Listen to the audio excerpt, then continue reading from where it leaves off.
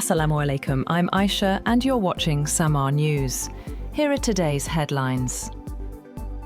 Funeral prayers for Iran's late Supreme Leader Ayatollah Ali Khamenei were held in Tehran on Sunday, with massive crowds gathering as the country entered its second day of nationwide mourning. The prayers, held at the Imam Khomeini Grand Musalla, were also offered for 4 members of Khamenei's family, killed alongside him. Iranian President Masoud Pezeshkian, Parliament Speaker Mohammad Bakir Kalibaf, Foreign Minister Abbas Araghchi, and other senior officials attended the ceremony. Iran has declared a public holiday as mourners continue to arrive from across the country. Funeral processions will continue in Tehran and Qom before Khamenei is scheduled to be buried in Mashhad later this week. Heavy security has been deployed around all major funeral venues. President Trump claims the United States chose not to target senior Iranian officials gathered at the funeral of former Supreme Leader Ayatollah Ali Khamenei to keep diplomatic negotiations with Tehran alive. In an interview cited by Axios, Trump said the U.S. could have struck Iran's leadership during the funeral, but decided against it because we would have nobody to negotiate with. He also claimed Iran was begging to make a deal following recent military tensions. Trump said both sides agreed to pause nuclear talks for about a week during the funeral period and suggested the public mourning for Khamenei may not reflect genuine public sentiment. US President Donald Trump has offered to help broker a political settlement to the Russia-Ukraine war during a nearly 90-minute phone call with Russian President Vladimir Putin. Kremlin aide Yuri Ushakov described the conversation as constructive and said Russia remains open to a political and diplomatic resolution. Meanwhile, Ukrainian President Volodymyr Zelenskyy confirmed that he also spoke with Trump, with the two discussing the situation along the front line. The diplomatic contacts come ahead of the upcoming NATO summit in Ankara. Qatar has announced the immediate resumption of all maritime activities, lifting restrictions that had temporarily suspended sailing and fishing operations. The Transport Ministry said vessel operators should continue to follow all maritime regulations and safety instructions. Commercial shipping had remained exempt from the earlier advisory, which was issued on June 29th. The move signals an easing of precautionary measures following recent regional security concerns.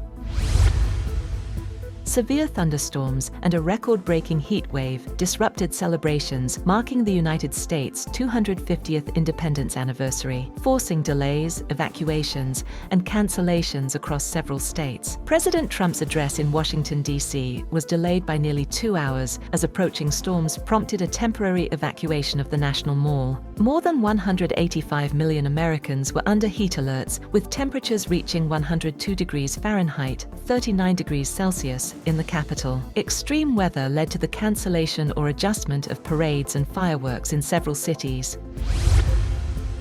President Donald Trump marks the 250th anniversary of American independence on Saturday, paying tribute to war heroes, Medal of Honor recipients, and military veterans during a rally on the National Mall in Washington. Trump honored veterans including Colonel Paris Davis, Pearl Harbor survivor Ken Schubring, D-Day veteran Arthur Rose, and Marine veteran Don Graves, while showcasing historic American flags linked to key moments in U.S. history. He also welcomed NASA's Artemis II crew to the stage. In his address, Trump praised America's history and resilience, declaring the country had endured empires, vast kingdoms, mighty nations, and terrible tyrants. He also criticized communism, saying, "We don't want communists in our country." The event proceeded after a weather-related delay that temporarily evacuated thousands of attendees. Turkish President Recep Tayyip Erdogan has said Israel must not be allowed to undermine the US-Iran peace agreement, stressing that lasting stability in the Middle East depends on the support of regional countries. Speaking alongside Pakistani Prime Minister Shehbaz Sharif in Istanbul, Erdogan said no peace initiative can succeed without regional cooperation. He also announced plans to expand Turkey's cooperation with Pakistan in energy, transport, technology, defense, and trade.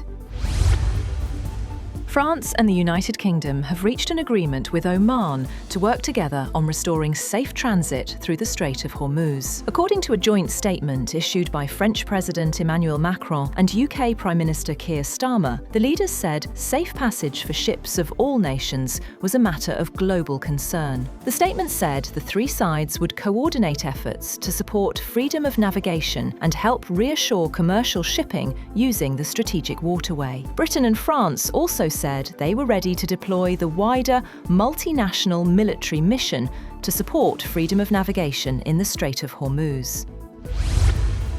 That's all for now.